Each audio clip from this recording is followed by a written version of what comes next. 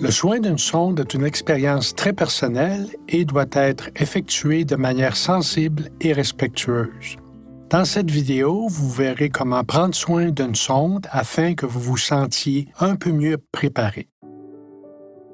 S'occuper d'une personne porteuse d'une sonde est une tâche délicate qui nécessite des connaissances et de la compassion.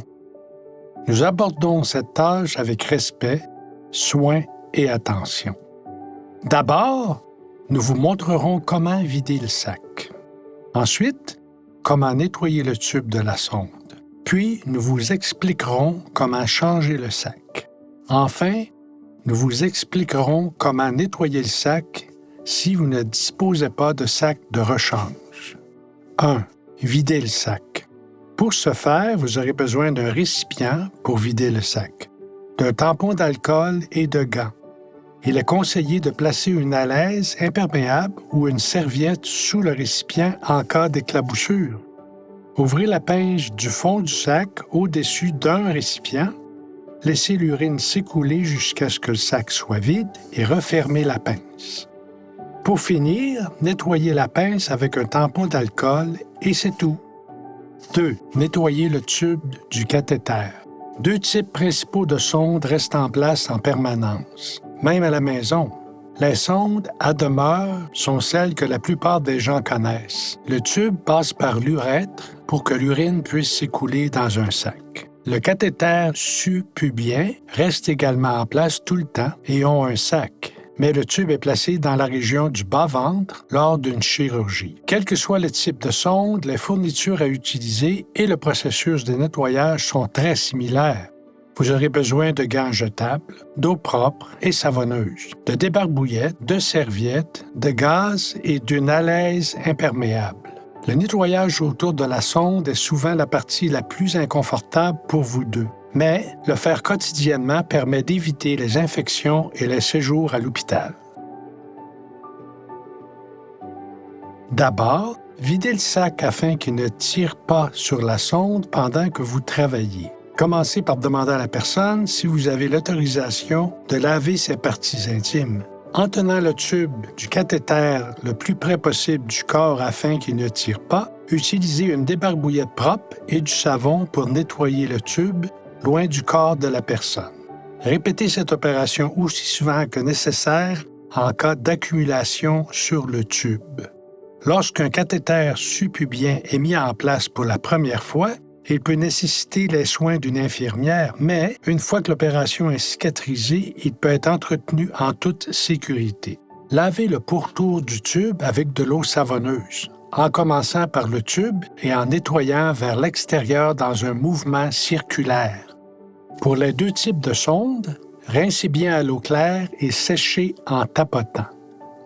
Parfois, les gens aiment avoir un morceau de gaz autour du cathéter subpubien pour le rendre plus confortable.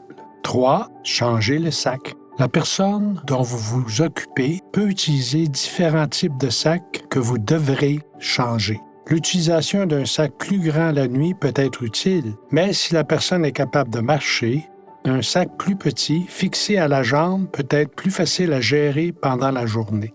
Pour changer le sac, vous aurez besoin d'un sac collecteur propre, de gants, de lingettes d'alcool, d'un contenant pour recueillir l'urine et d'une alaise imperméable ou d'une serviette. Essayons. Après avoir vidé le sac, placez une serviette, un linge ou une alaise imperméable sous la connexion entre le tube de la sonde et le tube du sac. Ayez le nouveau sac près de vous. Pincez le tube de la sonde et déconnectez-la soigneusement de l'ancien sac. Nettoyez le tube de la sonde avec un tampon à l'alcool et connectez le nouveau sac. Si aucun sac de remplacement n'est disponible, mettez l'ancien sac de côté pour le nettoyer plus tard.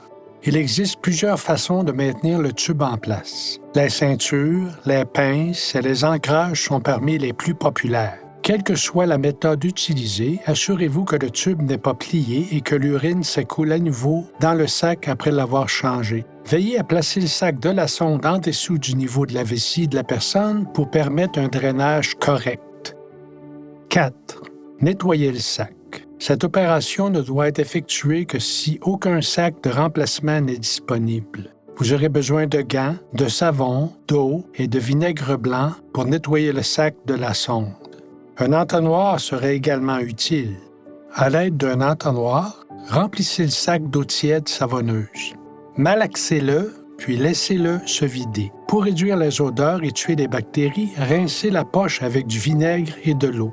Il est préférable d'utiliser un rapport de 1 pour 3, soit 1 tasse de vinaigre pour 3 tasses d'eau. Utilisez la solution de vinaigre pour rincer l'intérieur du sac et laissez-le s'égoutter. Suspendez le sac à un endroit où il pourra s'égoutter et sécher. Il est conseillé de laver les sacs tous les jours et d'en utiliser un nouveau chaque semaine.